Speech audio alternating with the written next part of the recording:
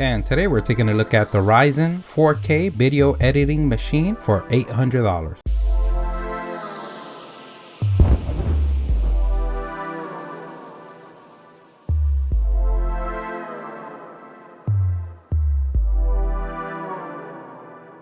And this computer hits the bank at around $800. We have the Ryzen 7 1700 with base speed of 3 GHz and turbo all the way up to 3.7, and you always have the option of overclocking. We have 16 gigs of RAM, 240 gigs of solid state drive, plus an additional 2 TB hard drive, and we have a 4 GB GPU that gets the job done, and that's the 1050 Ti. In this build, we're focusing on budget and production. So even though that with these parts you can game, our main objective is to be able to be productive. Where before, rendering a 4-minute workload on Premiere Pro would take us 3 hours, on 1080 we can easily render under 3 minutes. In a 4-minute, a 4K project workload can now be done in 7 to 10 minutes. And all the parts used on this video, we're going to leave a link on the description, with also a more budget friendly option, as well as some changes if you're looking more to game than editing. We're using the Asus Prime B350 Plus, which has an AMD AM4 socket, which worked with all Ryzen processors. Even though this motherboard is a lower contender compared to others, it gets the job done and very well, and it keeps us on budget. Our next batter in the cage is the Ryzen 7 1700, and this bad boy packs a punch. It's an 8-core, 16 threads, which out of the box does 3 GHz base and boost all the way to 3.7 GHz. But if you're not scared to press a couple of buttons, you can easily overclock this bad boy. And another great thing is that this bad boy also comes with its own cooling solution.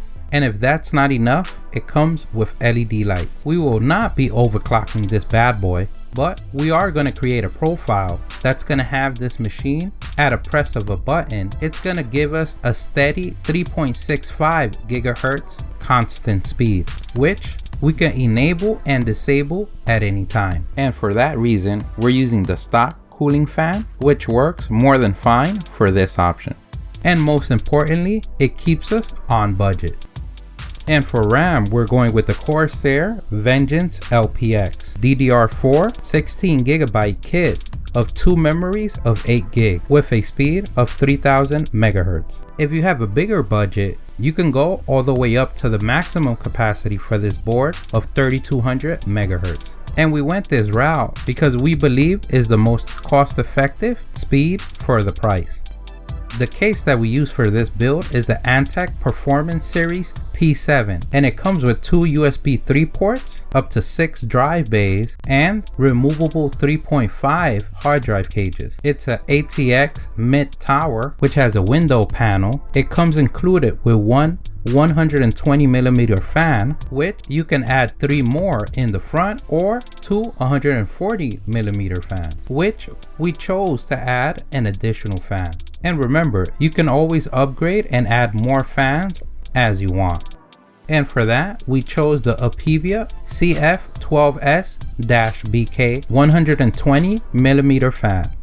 For power, we chose the EVGA 500 watt 80 plus white power supply. And this is another area where you could spend a few more extra bucks and you could go bronze or gold. And we chose this bad boy because this is more than enough for our build. And we know it's going to be more than enough because we're using the MSI GeForce GTX 1050i GPU. And we went with the overclock edition just in case we get a niche for gaming. This is another place if you're looking for a computer for gaming, or if you have a higher budget, or if you're willing to downgrade some other parts on the build like the processor, RAM, or hard drive space, you can go down to the Ryzen 5 series, go down on the RAM to a 2400, and instead of a 2 TB hard drive, you can drop down to a 1 TB, or just stay with the 240 gig SSD. And then with the extra budget, go up to a 1060 6 GB, or if you have the budget, all the way up to a 1080. our goal is to be ready for when the GPUs come down and get a 1080. And we say that and laugh at the same time because we really don't know if it's gonna happen. Also, as well as adding 16 more gigs in the future of RAM. And for storage, we went with the Barracuda 3.5 internal hard drive of 2 terabytes. And we went with the 2 terabyte instead of the 1 terabyte because we noticed how fast we fill up one. And for the extra $10–20, it's better to upgrade now than having to buy an additional hard drive in the future. And for our OS and programs, we chose the SanDisk SSD Plus.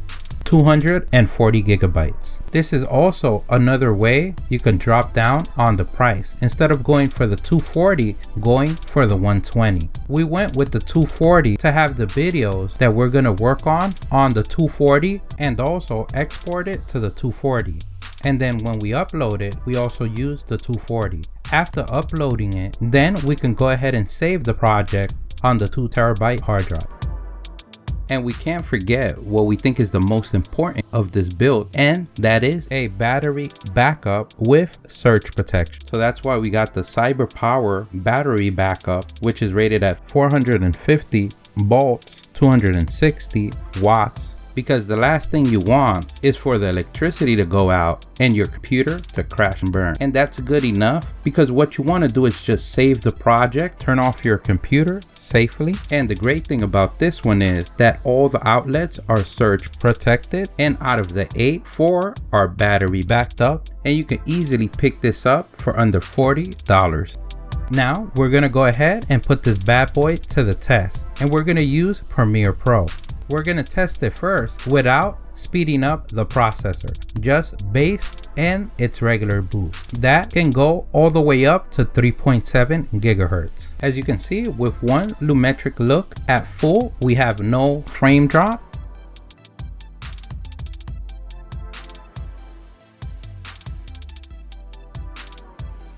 With 2 lumetric looks at full, we do have some frame drops, but it still runs smooth. And that's because it only dropped from 1 to 2 to 3 to max 9 frames.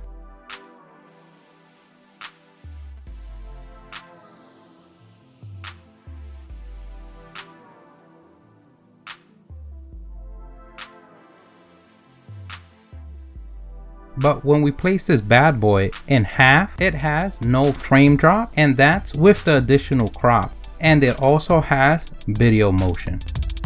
Then on our second test, we're gonna render with GPU and without GPU to get an idea what the difference is gonna be. So one is gonna be Mercury Playback Engine GPU accelerated, which is CUDA. And then the other one is Mercury Playback Engine software only. As you can see, only using the CPU, it takes about 19 to 20 minutes. And we can also say that we could shave 1 minute or 2 minutes because it's recording the screen. Without the screen recorder, you could get 18 to 19 minutes. And if we use CUDA, we almost get half of the time. We get 10 to 11 minutes. But without recording the screen, I got from 8 to 9 minutes. And this is a 4-minute project with all the work. It's almost 2 gigs of file space. And we can also say if you upgrade your memory to 32 gigs, that could shave off a couple of minutes. Or if you upgrade your CPU or video card. And we're gonna leave links on the video description for different PC ideas